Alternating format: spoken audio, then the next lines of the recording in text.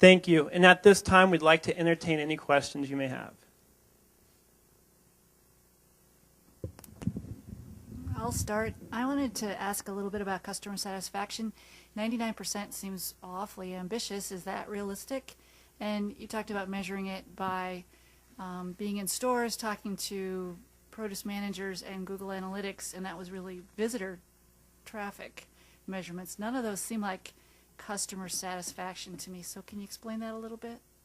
Yes, we believe that we could attain 99% customer satisfaction because Poly Promotions really wouldn't market a product unless we believed it could attain that. Rubies offer 3 essential nutrients, lycopene, fiber, and protein, which are really great in a snacking tomato and snacking item. As well, the convenient packaging was designed around our target consumer to meet their needs of convenience and on the go and a snack item that's healthy. So with those 3 things, we think we can meet 99% customer satisfaction. As far as monitoring that, we're looking to connect with our produce managers, communicate with them, see if people are repeat purchasing rubies to see if they are satisfied with their first purchase to go back and buy more, as well as utilizing our website. If people are submitting their comments there, then we will look for their feedback and see if it's positive, and if it's not, then we would like to offer them a coupon so that they can purchase rubies again and reach that 99% customer satisfaction. I need to turn on the microphone. I have a question about the tactic of the amateur cycling teams. Can you tell me where you got the data about your market, our target market, that would validate why you would be sponsoring cycling teams for your product? Well, we relied a lot on personal experience. We talked to many people, many companies that one who sponsors the cycling team already, which is Cal Giant, the strawberry company. Also, we talked to companies who promote at cycling events and other athletic events, and they informed us of how beneficial it was for their company, their profits, and their product. And I'm sorry, would you like to hear? Okay, I'm sorry.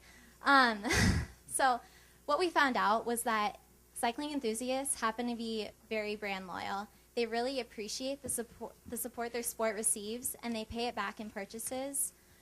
Cycling enthusiasts also match our target consumer perfectly in that they are active, health conscious, and they're fluent because they pay top dollar for the equipment they use and what they put in their bodies. Therefore, rubies are the perfect snack for them. So I have a follow-up question to that then. Of our 45 to 50-year-old women that we're targeting, is it 50 or 55? 54. What % of them are cycling enthusiasts? I don't have an exact percentage for you. Great job. I'm excited about some things, but I'm scared to death of one thing, and that's a carrot. It seems to me that to change our whole, kind of our horses in the middle of the stream here and go to a snack position against the carrot, we're 33% higher right now, 32% higher than the average tomato, but what would our margin or our difference be in that carrot market, which I think is already established as a snack food? Why are we going the snack route rather than just going to a more convenient, a better package, a better presentation to our retail clients who already know us? Why are we changing to this snack position?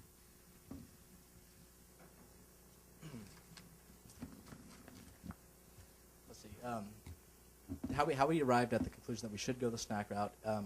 During the evolution of how we developed this plan, we spent a lot of time trying to find who we wanted to sell it to and who would be most likely to buy it. And during that, we developed the product at the same time, and we came to the conclusion that the people who were going to buy it would also buy it in a snack, and then by putting in that value-added pack, it would be a way to separate the tomato that's currently in the flooded market and also bring higher returns for the grower and the retailer at the same time, as well as brand the product. And how do we compare to carrots? Any research done, or do we have in terms of as far as price, as far as they pretty well established a pretty strong snack mechanism, I think, both with adults and children, how do we stack up against the carrot scenario? As far as bulk, I'm not too sure about that. We don't compete with the bulk carrots, but where you talk about the carrots that have with The the little ranch, ones, those come out to be about $1 to $1.25 per serving if you look in the little snack tray types, and then they also have the larger ones that would include the carrots with something like ranch and sunflower seeds, which are starting to get a little bit more popular. But we're really focused on the small single serving of just our product. And just one more follow-up on that from a retail side. How do we go from, again, the produce section and continue to work our way there to looking at a bakery section for an end cap or display and merchandising position? How do we go from produce to bakery? What's the application? Yeah, we chose the bakery and deli section for a couple reasons. One, we wanted to stay on the exterior of the store because the healthy foods are most often on the exterior of the store. And also, to gain that 30% shelf space or market share, we did have the pre-existing relationships with the large retailers, but to maintain that and to also grow, we wanted to go in the bakery and deli section to also gain some more market share, along with having our hanging displays. And the bakery and deli section also has a lot of healthy items that serve as great complements to the tomatoes, such as the cheeses and the breads. Like Haley said, we're going into sandwiches and salads. And the bakery and deli section provides those great complements for our tomato. Thank you. A couple of questions on the financials. One, in your promotion section, you were very clear about your sponsorships beyond the cycling to the Komen Foundation and the Diabetes Association. However, none of those are costs for those are indicated in your financials. What are the costs on those? And then the second question to that is, if a lot of our production is in Mexico, do we have any distribution costs, transportation costs, international, going across border taxes that we have to account for, because none of that's represented in the financials either? Yeah, first, looking at the promotions you were talking about, in the executive summary, we do have promotions in there, and those are for different merchandise like hats, water bottles, that we will be giving out during the three major races. If you can see, it's at $71,000 in the first year. Mm-hmm. And then for your second question about the taxing and the tariffs and everything, we don't have to account for those, but we do account for the distribution, as you can see in the cost of goods sold, the distribution cost for each year, and that's for us to send that up to America. Okay. Just real quickly, I'm reading here under monitoring and measurement. As I was reading the plan, you stumped me.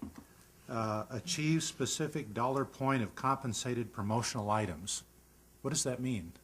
Yes, achieving a specified dollar point. So when we're going into these events like cycling and promotional activities, we're hoping, so for the large events like the Race for the Cure, where there's 30,000 people, maybe we'll create 500 water bottles that have the Rubies label on it. And we'll take that expense because for us in achieving brand awareness, 500 water bottles with the Rubies logo on it, getting into 500 people's hands where more people can see that label is really valuable to us for brand awareness, where they'll see that and be like, what is a Ruby? And hopefully go to the grocery store to purchase that and try our product.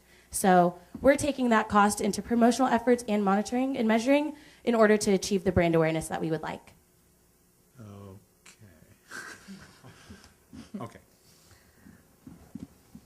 You talked a little bit about what this kind of tomato offers, including protein. I'm not sure that tomatoes are a high protein food, so I'm not sure if that has any substance with consumers. I'm also wondering about the thicker skin.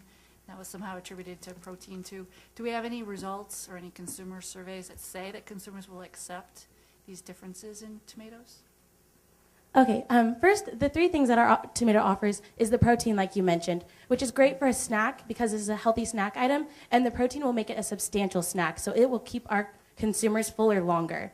And as well, it offers the lycopene, which is helpful for against heart disease and cancer, and fiber, which promotes digestion. And as far as the thicker skin, Danny has further details on how that will help our product. Okay, I know that might seem kind of strange just hearing that at first, but as you also picked up on, we have the higher nutrients. In the tomato, those nutrients are directly right in the thicker skin. That's where most of them are located. And that's actually one of the reasons why we were able to do the type of packaging that we have. The mesh along, it requires a little bit more durable of a tomato. And so that's one of the reasons that we chose to go this avenue with the packaging. And that durability makes some sense. Do you have consumer taste preference studies to prove that they're okay with it? That they're okay with the different skin thickness and the sweeter taste of your tomatoes? It's just little bit crunchier. Yeah, they prefer it, I guess. I don't have a study off the top of my head to back that up, but. Thank you. Do you have, I'm sorry, do you have anything in the budget as well for cost of goods returned or losses, that type of thing? You're going to get some that are smashed and bruised anyway, thicker skin or not. Yeah, we do. Or we don't have it in our plan, but the 53% margin that we are offering to our retailers, that is, they have to account for that. That's why it's so high for them. So basically, after accounting for all those shrinkages and losses, it's about 49 to 50% for them as a margin as well. So that's still a desirable amount for them. Okay, so you're building it into their margin. Okay, thank you. Thank you.